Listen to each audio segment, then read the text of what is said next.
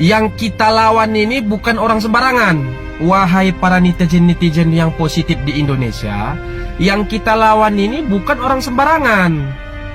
Ya, 3-4 orang ini bukan orang sembarangan ini yang dilawan ini. Nah, itu bukan orang sembarangan. Kalau yang ditangkap yang 8 itu kerucu-kerucu. Mohon maaf, kroco-kroco itu.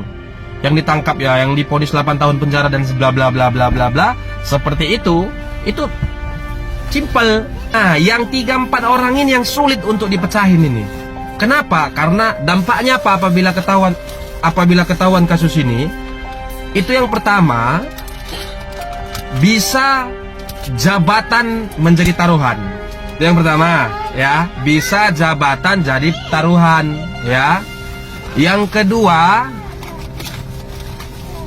otomatis rakyat Indonesia tidak akan percaya lagi dengan namanya institusi hukum di Indonesia. Semakin tidak percaya.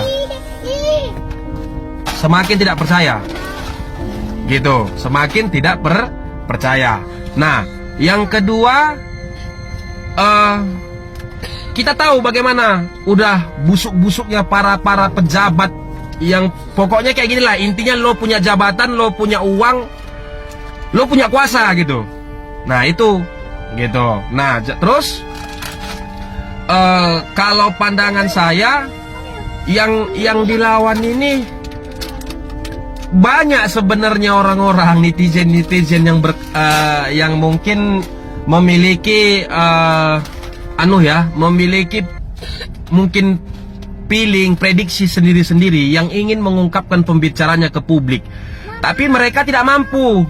Kenapa tidak mampu? Gitu. Kenapa tidak mampu? Tidak mampunya yaitu tadi, yang dilawan ini bukan orang kroco-kroco. Sedikit-sedikit melapor, Terus juga hukum di negara ini, giliran yang ngelapor itu berduit, cepat ketangkapnya gitu loh. Ini kan kasus kemanusiaan ini.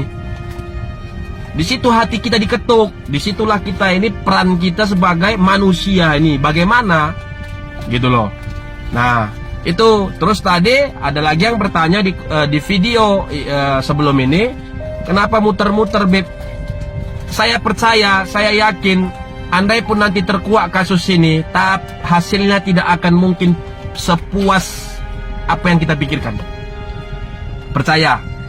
Karena pasti tetap ada yang ditutupin, tidak mungkin bersih. Kenapa? Kalau bersih, banyak itu pejabat-pejabat itu yang kena tuh. Pejabat-pejabatnya siapa? Ya keluarga-keluarga si tersangka, seperti itu gitu. Jadi ada yang keluar bahwasanya anak saya masih segini. Anak yang mana dulu? Anak yang mana? Anaknya kan bukan cuma satu, gitu loh. Gitu. Jadi ayo buat para netizen-netizen Indonesia, ingat, kalau kalian mengharapkan keadilan dari orang lain sedangkan orang itu tidak bisa memberikan keadilan, maka jadilah diri kalian menjadi seorang pengadil yang baik, yang lurus. Nggak bisa kalian bantu doa, kalian bantu viralin. Nggak bisa bantu viralin, cari informasi. Nggak bisa cari informasi, bantu doa. Banyak jalan untuk ini, ladang ibadah ini. Ladang ibadah. Ya, barang siapa yang nanti di sini bisa mendoakan, mengkuak kasus ini, ingat, ada malaikat yang mencatat kebaikan kalian, informasi-informasi yang baik dari kalian. Percaya itu.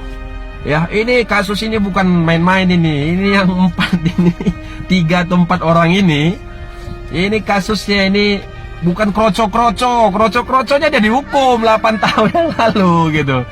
Tapi ini yang belum dihukum. Jadi bukan sembarangan. Jadi intinya tetap waspada, cari informasi. Ayo gunakan jari kalian untuk hal-hal positif. Ini ladang kita bantu beliau.